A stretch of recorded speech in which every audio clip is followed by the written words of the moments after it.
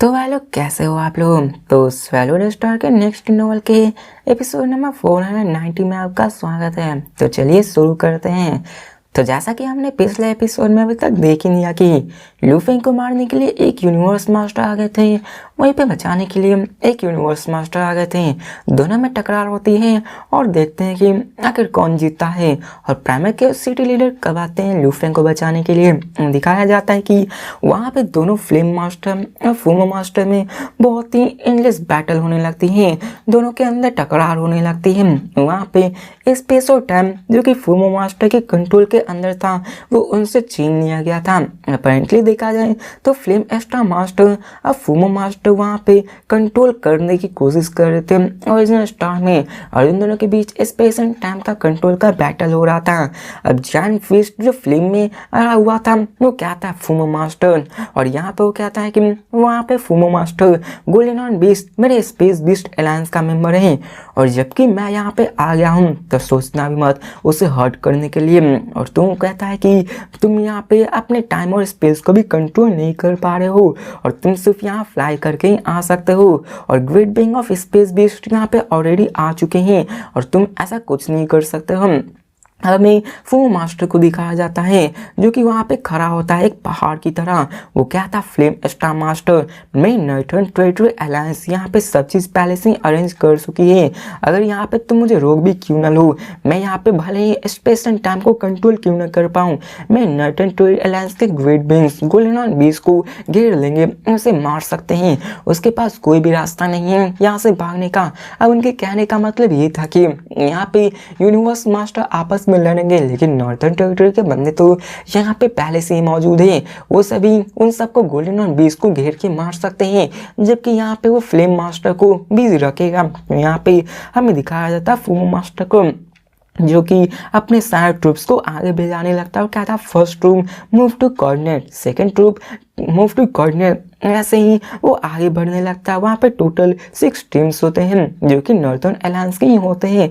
Although देखा जाए तो फूमो मास्टर उन सबको सप्रेस नहीं कर पा रहा होता है, लेकिन फिर भी वो वहाँ की हर एक चीज़ को कंट्रोल कर पा रहा था। वहाँ पे कई सारे सेवरल यूनिवर्स ओवरलॉर्ड्स आ जाते हैं 6 व्हर्लपूल पोर्टल से, और वो सब कई सारे यूनिवर्स ओवरलॉर्ड्स थे जो कि गोल्डन बीस्ट को घेरने लगते हैं। अब इसको देखकर फ्लेम स्टार मास्टर कहता है कि वो मेरे स्पेस बीस्ट अलायंस का मेंबर है। अगर देखा जाए तो वहाँ के स्पेस एंड टाइम को मैनिपुलेट कर सकता है, लेकिन फूमो मास्टर उसको डिस्ट्रॉय करने की कोशिश कर रहा था, और इसी कारण वो यहाँ पे कुछ भी नहीं कर पा रहा था। अब फ्लेम मास्टर भी वहाँ पे नंबर ऑफ रेसेस को देखकर हैरान हो गया था कि आखिरकार यहाँ पर तो ये लोग पहले से ही प्लानिंग बनाकर आए हुए थे। अब दिखाया था फ्लेम मास्टर को जो कि गुस्सा में कहते हैं कि फूमो मास्टर वो हमारे स्पेस बीस्ट का अलायंस है जिसके पास वैल्यूबल है, आखिर तुम्हारी हिम्मत कैसे हुई, तुम यहाँ पे मुझे इन्वॉल्व नहीं कर सकते हो। तो फूमो मास्टर भी चिल्लाकर कहता है कि मुझे चिढ़ाना बंद करो, यहाँ पे पावर एक ही चीज होती है जो कि यूनिवर्स में मैटर करती है। फ्लेम स्टार मास्टर मैं प्रॉमिस करता हूँ कि मैं गोल्डन हॉर्न बीस्ट को हार्ट नहीं करूंगा जब तक कि वो उस गॉडली ब्लेड को दे सके। अब यहाँ पे देखा जाए तो वो भी लू फैंग का एक कंपोनेंट होता है, लेकिन देखा जाए तो ब्लेड रिवर वो का एक top type domain to type treasure था जो कि कई सारे पाइनिकल अटैक टाइप ट्रेजर की जैसा ही था, जो कि सीनियर 2 ट्रेजर जैसा ही ट्रेजर था, और इसी के लिए वो सब इतना कर रहे होते हैं। फ्लेम मास्टर चिल्ला कर कहता है कि तुम जो कर रहे हो ना, तुम यहाँ पे ऐसे ही नहीं आ सकते हो। मैं यहाँ देख रहा हूँ कि तुम मेरे स्पेस बीस्ट को मारने के लिए आए हुए हो। तो फूमो मास्टर कहता है कि तुम्हें सच में लगता है कि क्या मैं तुमसे डर रहा हूँ, चलो आ जाओ, मैं यहाँ पे बेट करता हूँ कि मैं यहाँ पे बेट करता हूँ कि तुम उसे नहीं बचा पाओगे। लेकिन दिखाया जाता है कि उन दोनों में बहस होने लगती है, और फूमो मास्टर भी कहता है कि क्या तुम्हें सच में लगता है कि नॉर्थर्न टेरिटरी हमारे अलायंस से ज़्यादा इंफीरियर है। और यहाँ पे दोनों में बहस होने लगती है जिसका मैं स्किप करता हूँ। ऐसे ही पावर के बारे में डिस्कशन हो रही होती है, लेकिन दिखाया जाता है कि जब फूमो मास्टर और फ्लेम स्टार वहाँ पे ऐसे ही कन्फ्रंट कर रहे थे, वहाँ पे 10 माइल्स बिलियन अपार्ट वहाँ पे कई सारे बंदे उन सबको देख रहे होते हैं, और वहाँ पे तभी एक बहुत ही जोर का आवाज आता है जो क्या था कि हंसते हुए क्या था कि मैंने कभी भी एक्सपेक्ट नहीं किया था कि मैं यहाँ पे 2 यूनिवर्स मास्टर को देखूंगा। अब दिखाया जाता है कि अल्दो साउंड की आवाज उतनी ज़्यादा ऊंची नहीं होती है, लेकिन फिर भी वो पूरे के पूरे ओरिजिनल स्टार में फैल जाती है। अब यहाँ पे स्टार स्काई रिवर जो कि ओरिजिनल स्टार में होता है और जितने भी पावरफुल ऑब्जेक्ट्स, जितने भी ग्रेट बीइंग्स, यूनिवर्स ओवरलॉर्ड्स जितने भी होते हैं वो सभी फ्रीज हो जाते हैं और फ्लो मास्टर को दिखाया जाता है जो कि थोड़ा सा कांपने में लगता है क्योंकि सामने कोई और नहीं प्राइमर केवल सिटी लीडर आ चुके थे। अब फ्लेम स्टार मास्टर भी शॉक हो गए थे कि क्या प्राइमर केवल सिटी लीडर आखिरकार वो यहाँ क्या कर रहे हैं। अब फ्लो मास्टर और फ्लेम स्टार मास्टर दोनों इस यूनिवर्स के रेनोवेट यूनिवर्स मास्टर हैं, लेकिन फिर भी वो इतने पावरफुल होने के बावजूद भी प्राइमर केवल सिटी लीडर से मुकाबला नहीं किया जा सकता है।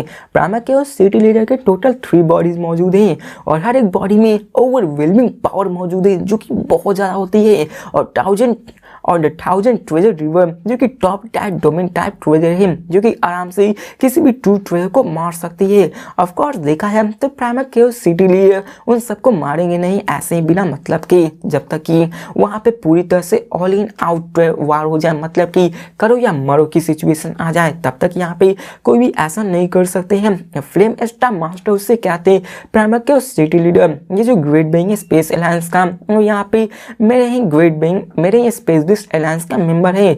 आप यूनिवर्स मास्टर में एक रिवर बहुत ही अच्छे जाने माने यूनिवर्स मास्टर हैं। आप यहाँ पे ऐसा तो नहीं करने आए कि उसके वैल्यूबल को सील कर ले।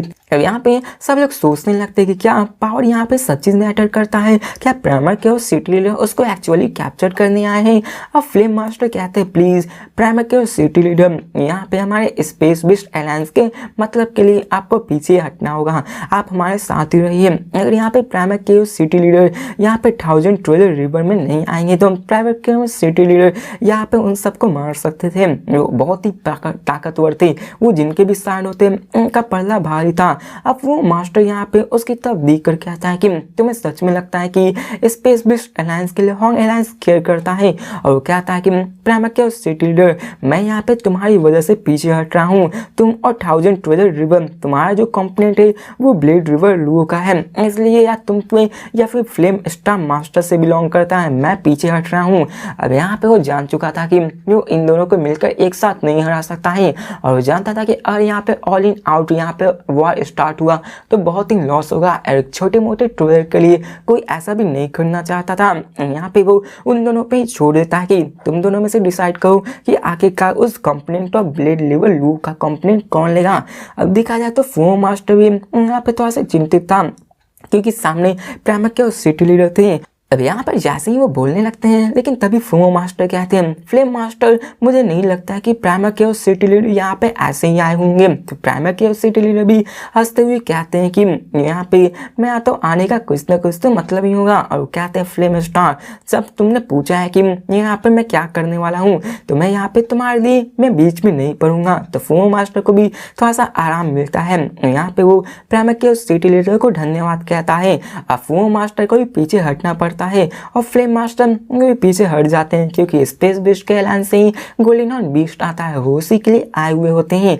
अब फ्लेम मास्टर अपने नॉर्दर्न अलायंस को वहां से लेकर निकल जाते हैं ताकि वो वहां पे और भी ज्यादा मसला ना खड़ा कर सके और फिर वो सभी वहां से चले जाते हैं अपने यूनिवर्स ओवरलॉर्ड लेकर। यहाँ पे हमें दिखाया जाता है प्राइमर के सिटी लीडर को जो कि अपने हॉन्ग अलायंस की जितने भी यूनिवर्स नाइट होते हैं सबको ऑर्डर करते हुए कहते हैं कि तुम से कोई भी गोल्डन हॉर्न बीस्ट को अटैक नहीं करेगा। अब हॉन्ग अलायंस के भी वो हाईएस्ट लेवल में आते हैं। इसके बाद हर एक जगह पहुंच जाती है कि गोल्डन हॉर्न बीस्ट को हॉन्ग अलायंस के मेंबर हार्म नहीं कर सकते हैं। सब लोग यहाँ पे उनकी बातें मान जाते हैं कि गोल्डन हॉर्न बीस्ट को अटैक नहीं करना है। और फिर हमें सीन चेंज का बताया जाता है कि प्राइमर केओस सिटी बाकी सबको ये न्यूज़ फैला रहे होते हैं और तभी वो लू फेंग को भी एक डिफरेंट मैसेज पहुंचाते हैं और वो कहते हैं मैं डिस्पल यहाँ पे तुम्हारा बेस्ट होगा कि तुम्हारे में अंदर स्पेस बेस्ड अलायंस आ चुका था, नॉर्दर्न टेरिटरी अब यहाँ पे इंटरफेयर नहीं करेगा। जबकि फू मास्टर ने प्रॉमिस कर दिया है कि यहाँ पे बाकी के यूनिवर्स नाइट भी तुम पे अटैक करने की नहीं सोचेंगे। यहाँ पे 3 यूनिवर्स मास्टर इन्वॉल्व हो चुके हैं तो यहाँ पे मसला बहुत ही बढ़ गया था, इसलिए तुम चिंता करो, तुम अभी आराम कर सकते हो। तो लू फेंग को भी थोड़ी राहत मिलती है। अब गोल्डन हॉर्न बीस्ट वहां से फ्लाई करने के लिए जाने वाला था लेकिन तभी हमें फ्लेम स्टार मास्टर को दिखाया जाता है जो कि गोल्डन हॉर्न बीस्ट से कहते हैं कि लिटिल थिंग मैंने कभी भी तुम्हें स्पेस बीस्ट अलायंस में नहीं देखा है। क्या तुम यहाँ पे भटक गए हो? अगर देखा जाए तो जितने भी स्पेस बीस्ट है वो सभी वैगो बाउंड्स होते यंग से ही, और यहाँ पे उन सबको अलायंस में लाया जाता है, लेकिन तुम कभी भी हमारे अलायंस में वापस नहीं थे। आखिर बताओ आखिरकार तुम वापस क्यों नहीं आए? यहाँ पे देखा जाए तो स्पेस बीस्ट अलायंस के जितने भी स्पेस बीस्ट होते हैं सब उन्हीं के अंदर आते हैं, लेकिन गोल्डन हॉर्न बीस्ट उनके अंदर नहीं आता था, इसलिए वो ऐसा सवाल पूछ रहे थे। अब यहाँ पे स्पेस बीस्ट अलायंस और कहते हैं कि परहैप्स तुम मुझे नहीं जानते होगे, लेकिन मैं फ्लेम स्टार मास्टर हूँ स्पेस बीस्ट अलायंस का, और मैं प्रीवियसली भी कई सारे ओरिजिनल स्टार में आ चुका हूँ, और मैं यहाँ पे आया क्योंकि मुझे पता चला कि नॉर्टन टेरिटरी अलायंस तुम पे अटैक करने की कोशिश कर रहे हैं। तो यहाँ पे गोल्डन हॉर्न बीस्ट भी उनका शुक्रिया अदा कहता हुआ कहता है कि thank you flame God master. तो वो भी कहते हैं कि इसकी कहने की जरूरत नहीं, और पूछते हैं कि पुअर थिंग क्या तुम कभी वापस आए थे कि या फिर नहीं? तो यहाँ पे गोल्डन हॉर्न बीस्ट कहता है कि नहीं, मैं कभी भी वापस नहीं आता, जब से मैं जन्म लिया हूँ मैं अकेला हूँ, और मैं कभी भी स्पेस बेस्ड अलायंस पे वापस नहीं आ पाया हूँ। यहाँ पे लू फेंग को भी थोड़ा सा डर होता है कि कहीं वो उन्हें पहचान न जाए, लेकिन देखा जाए तो प्राइमर के सिटी लीडर जब वो सेक्टर लॉर्ड का बंदा था तो उन्हें पता चल गया था कि लू फेंग के पास स्पेस बेस्ड था, लेकिन लू फेंग असल में उस वक्त ह्यूमन था, इसके कारण प्राइमर के सिटी लीडर ने कुछ नहीं किया था, जबकि लू फेंग एक अंडांग बन चुका है तो इसकी सोल सब में मर्ज हो गई है। कोई भी नहीं बता सकता कि असल में वो ह्यूमन है या फिर मूसा क्लैंसमैन है या फिर गोल्डन हॉर्न बीस्ट कौन सा है, और यहाँ पे इसी कारण शायद फ्लेम मास्टर भी नहीं पता लगा पा रहे होते हैं। अब फ्लेम स्टार मास्टर को भी दिखाया जाता है जो सुनकर हैरान हो जाते हैं और कहते हैं कि क्या तुम कभी नहीं आए? अब यहाँ पे वो कहते हैं कि हाँ मैं कभी नहीं आया हूँ। तो यहाँ पे फ्लेम एम्पर कहते हैं कि ऑफकोर्स यहाँ पे मैं तुम्हें वापस तो नहीं ले जा पाऊंगा, लेकिन मैं तुम्हें यहाँ पे ऑफर देता हूँ कि तुम यहाँ पे अपने रेस में वापस आ सकते हो, तुम्हें अपॉर्चुनिटी मिलेगा कि तुम स्पेस बेस्ड अलायंस के सेंचुरी में जा सको। अब यहाँ पे लू फेंग की आंखें क्यूरियोसिटी से खुल जाती है कि आखिरकार ये सेंचुरी क्या है। तो यहाँ पे वो उसे समझाते हुए कहते हैं कि हाँ सेंचुरी, यहाँ पे जितने भी ग्रेट बीइंग होते हैं उन्हें अपॉर्चुनिटी मिलता है कि वो सेंचुरी में आ सकते हैं जहाँ पे वो अपने पावर को बढ़ा सकते हैं, और मैं तुम्हें वहाँ पे रिसोर्स भी प्रोवाइड कर सकता हूँ, तुम्हें स्पेशल ट्रीटमेंट भी मिलेगी और तुम आगे चलकर तुम बहुत ही स्ट्रांग बन पाओगे। लेकिन मैं ये देख रहा हूँ कि तुम हमारे रेस की हेल्प के बिना ही इतना स्ट्रांग बन गए हो। अब गोल्डन हॉर्न बीस्ट बड़े ही ध्यान से उनकी बातों को सुन रहा होता है, जिसके बाद फ्लेम स्टार मास्टर कंटिन्यू करते हुए कहते हैं कि याद रखो इस यूनिवर्स कोऑर्डिनेट्स को तुम इसको चूज कर सकते हो कि आखिर तुम्हें वापस आना या फिर नहीं। वो वहाँ पे उसे यूनिवर्स कोऑर्डिनेट्स दे देते हैं कि कभी अगर मन किया तुम्हारे स्पेस बीस्ट में अपने भाइयों से मिलने जरूर आ जाना। तो गोल्डन हॉर्न बीस्ट भी इसके लिए मान जाता है, और फिर हमें सीन चेंज कर हॉन्ग अलायंस और नॉर्टन टेरिटरीज को दिखाया जाता है जहाँ पे वो वहाँ से वापस आ चुके थे, और लू फेंग अपने गोल्डन हॉर्न बीस्ट और अपने ओसिन बॉडी से विलपुर पोर्टल को पार करने की कोशिश कर रहा था, और लू फेंग अपने ओसिन बॉडी से फ्लाई करता हुआ दूसरे विलपुर में चला जाता है। अब देखा जाए तो वहाँ पे दो यूनिवर्स हॉन्ग अलायंस के होते हैं, लेकिन फिर भी वो रिमोट ओसिन के बॉडी को नहीं पहचान पा रहे होते हैं। लू फेंग इससे बहुत ही खुश होता है कि यहाँ पे उसका जर्नी बहुत ही स्मूथ चल रहा है, यहाँ पे कोई भी बैटल करने की जरूरत नहीं है।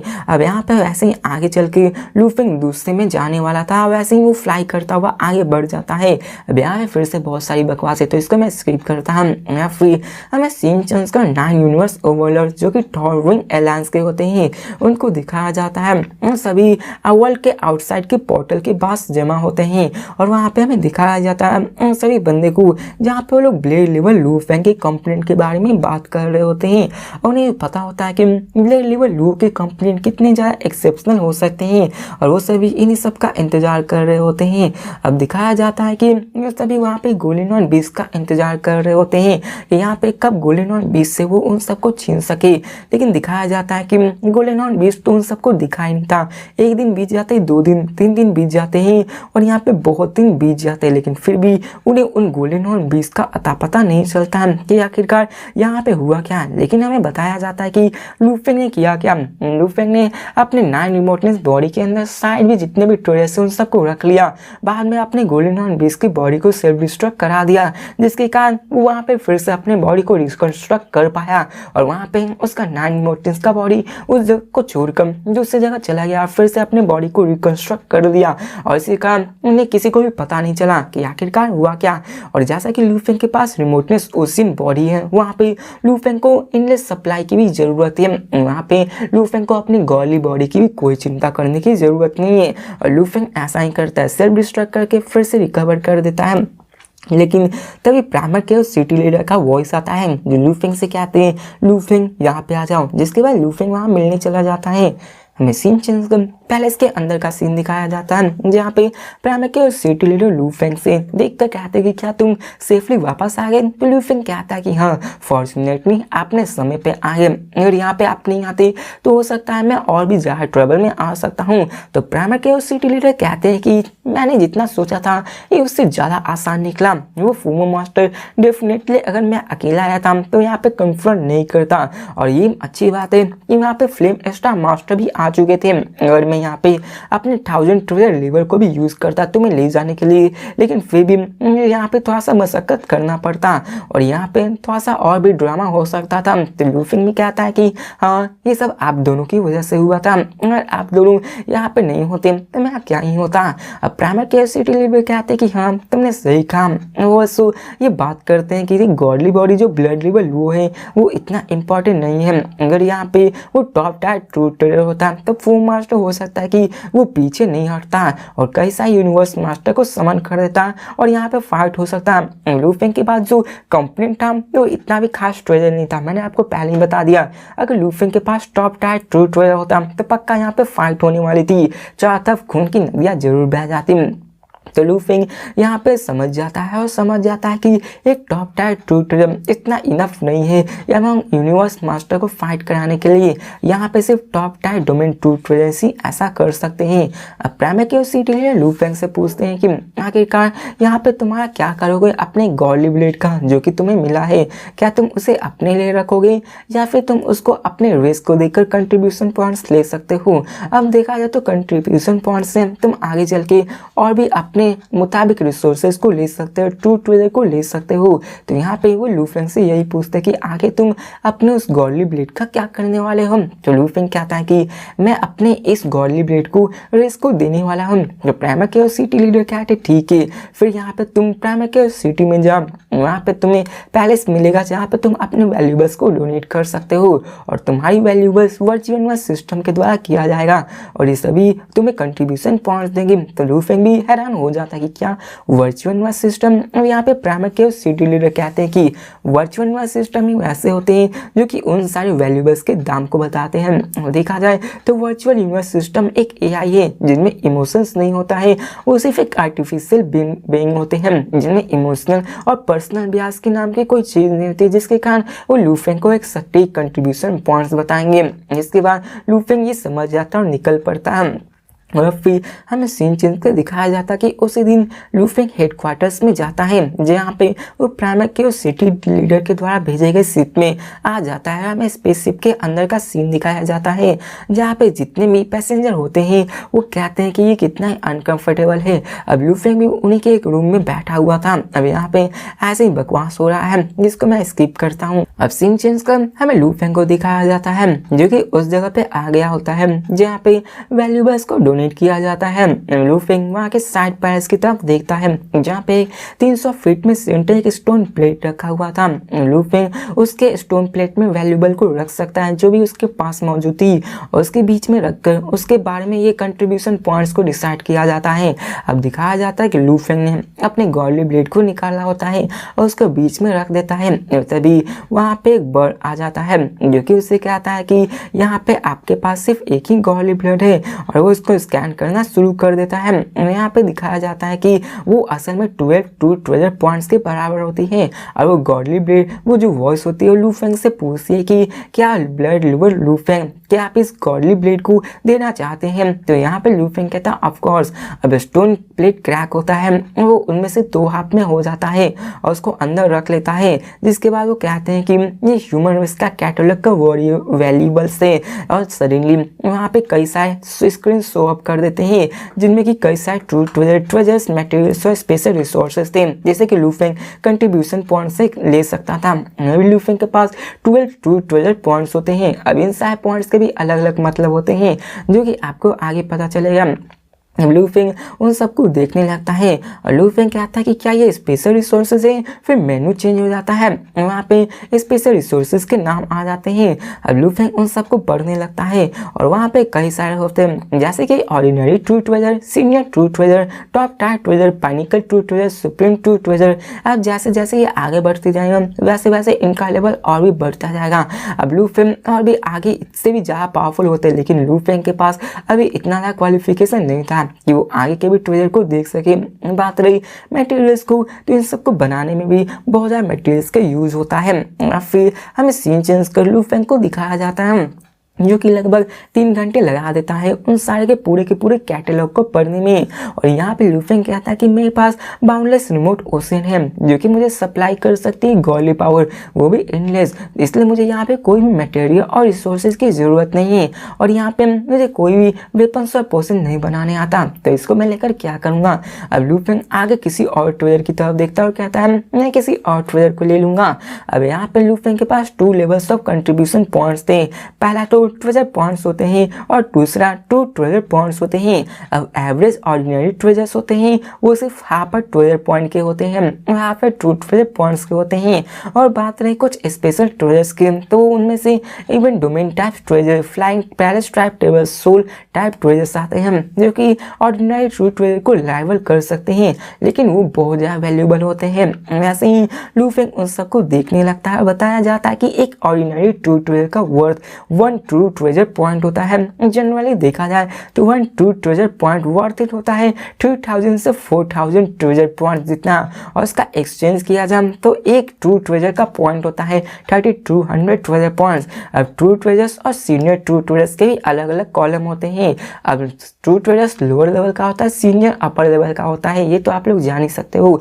अब लू फेंग इन सारे प्राइस के वैल्यूएबल्स को चेक करता है, जहाँ पे उसे पता चलता है कि senior true treasure blade range होते हैं, ये ट्रू ट्रेजर पॉइंट से 30 ट्रू ट्रेजर पॉइंट्स के बीच में होते हैं। और प्राइस जो सीनियर ट्रू ट्रेजर आर्मर के होते हैं उनके 12 से 60 ट्रू ट्रेजर पॉइंट्स के होते हैं। और यहाँ पे देखा जाए तो ये चीपेस्ट वन होते हैं, और महंगे तो 180 ट्रू ट्रेजर पॉइंट्स के जितने होते हैं। इन सब के बारे में आपको इतने जानने की ज़रूरत नहीं, क्योंकि ये सब ऐसे ही सिर्फ खरीदने के लिए, आप लोग इसको प्राइस के मामले से ही देख लो। अब लू फेंग उन सबको देखने लगता है, जहाँ पे उन सारे ट्रेजर्स को देखने लगता है। कुछ तो बहुत ही चीप होते हैं, लेकिन कुछ तो महंगे होते हैं।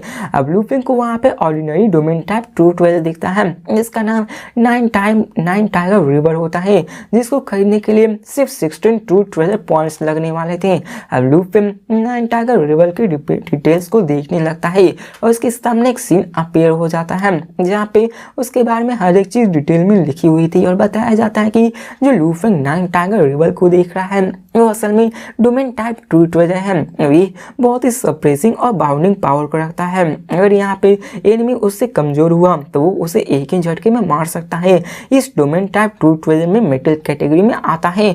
अनडाइंग फाइटर, जो कि अनडाइंग बने होते हैं गोल्ड लॉ में, वो इसको विल्ड कर सकते हैं अपने गोल्ड लॉ डोमेन के साथ। और अगर यहाँ पे कोई यूनिवर्स लाइट अपने आप को स्पेस लॉ में माहिर किया हुआ है तो वो अपने आप को स्पेस लॉ डोमेन से मर्ज आउट कर सकता है, और ऐसे ही वो अपने आप को 9 टाइगर में प्रैक्टिस करके माहिर करा सकते हैं। लेकिन यहाँ पे gold, would, water, fire, ground law ये सब नहीं सीख सकते हैं। अब लू फेंग उन सबको पढ़ने लगता है, उसके इन्फॉर्मेशन को लेने लगता है, और यहाँ पे फिर से वैसा ही बकवास होती है, जो कि ऐसे ही बकवास होती है, जिसको मैं स्किप करता हूँ।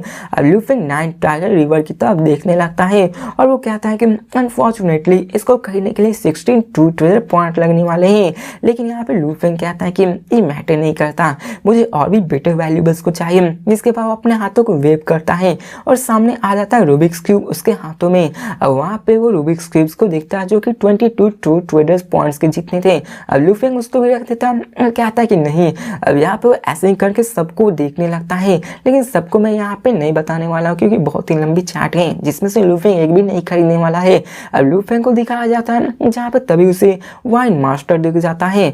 वहाँ पे लूफेंग कहता है कि मेरा प्लान था कि यहाँ पे मैं एंशिएंट बॉर्ड गैलेक्सी को यहाँ पे लैंड ऑफ वैल्यूएबल्स के फेमस में यहाँ पे रख दूँ। अब लूफेंग का प्लान था अपने वाइन मास्टर गैलेक्सी को वहाँ पे बेचने का, और लूफेंग इन सब के बारे में सोचने लगता है और कहता है कि चलो मैं देखता हूँ कि आखिर क्या है। और लूफेंग अपने गोल्डन थ्रेड को उसके ऊपर रख देता है। बताया जाता है कि डोमेन टाइप ट्रेजर जो कि 2.32 ट्रेजर पॉइंट्स के होते हैं, वहीं पे एंशिएंट बॉर्ड गैलेक्सी जो कि लूफेंग यूज करता था वो 3.62 ट्रेजर पॉइंट्स के होते हैं, जो कि असल में उस गोल्डन थ्रेड अरोरा मिरर से थोड़ा सा एक्सपेंसिव था। और लूफेंग इन सब के बारे में सोचने लगता है। अब फिर से ऐसी बकवास होने लगती है जिसको मैं स्किप करता हूँ। ऐसे ही उन सबको बेचने और खरीदने की बात होती है जिसमें तो लूफेंग तो खरीदता ही नहीं है। लूफेंग ने यहाँ पे फाइनली किया होता है कि अपने golden thread Arora mirror blade level Luo की ह्यूमन रेस ने एक्सचेंज कर दिया होता है, और लूफेंग के पास टोटल 17.92 ट्रेजर पॉइंट आ चुके होते हैं, जिसमें से उसने 16 ट्रेजर पॉइंट्स के 9 टाइगर रिवर को खरीद लिया होता है। लूफेंग के पास सिर्फ 1.92 ट्रेजर लेफ्ट हुए होते हैं, बचे हुए होते हैं। इसके बाद लूफेंग वहाँ से निकल जाता है और लूफेंग यहाँ पे प्राइमर केओस सिटी से अपने गॉड किंगडम में चला जाता है, और हमें लूफेंग के गॉड किंगडम का सीन दिखाया जाता है जहाँ पे उसकी बीस्ट अपने विंग्स को खोले हुए बैठा हुआ था, और वहाँ पे लूफेंग आ जाता है। लूफेंग अपने लॉ डोमेन को यूज करता है जो कि 9 टाइगर रिवर डोमेन को लूफेंग ने खरीदा होता है, उसको मर्ज करने की कोशिश करने लगता है और उसको मर्ज कर लेता है। दिखाया जाता है कि उसका डोमेन और भी स्ट्रॉन्ग बन चुका था, और वो क्या था कि अगर मैं इस गोल्डन अरोरा डोमेन को अपनी बर्निंग गॉडली पावर से इसको यूज कर पाऊं तो मैं यहाँ पे किसी भी एलिमेंट्री यूनिवर्स नाइट्स को मार सकता हूँ। अगर यहाँ पे मैं इसके और भी पावर को बढ़ाऊं तो मैं किसी भी सेकेंडरी को मार सकता हूँ। और लूफेंग वहाँ पे उसको ट्राई करने लगता है, पावर को गैदर करके मारने की कोशिश कर रहा होता है। लूफेंग उसका टेस्ट कर रहा होता है और इस समय लूफेंग इन सबसे बहुत ही सेटिस्फाइड होता है क्योंकि उससे लूफेंग की पावर बहुत ज़्यादा बूस्ट होती है। अब लूफेंग कहता है कि अगर मैं कभी भी टियांग या नाइट से मिला तो यहाँ पे मैं उसको अपने डोमेन से स्लो कर सकता हूँ, जिसके बाद मैं उसको मार सकता हूँ या फिर पकड़ सकता हूँ। क्योंकि लूफेंग जब उस अपने साउ विंग्स को लेने की कोशिश कर रहा था तो वहां से बहुत ही जल्दी भाग गया होता है, उसकी स्पीड बहुत ज़्यादा होती है। और लूफेंग ये फैसला करता है कि अगर वो मिला तो वो अपने इस डोमेन टेक्निक से उसे कैप्चर करके उसे मारने की कोशिश करूंगा। तो इसी के साथ ये वीडियो भी खत्म होती है, तो मिलते हैं नेक्स्ट वीडियो में। तब तक के लिए बाय, और देखते हैं कि आगे क्या होने वाला है, लूफेंग का जर्नी क्या होता है।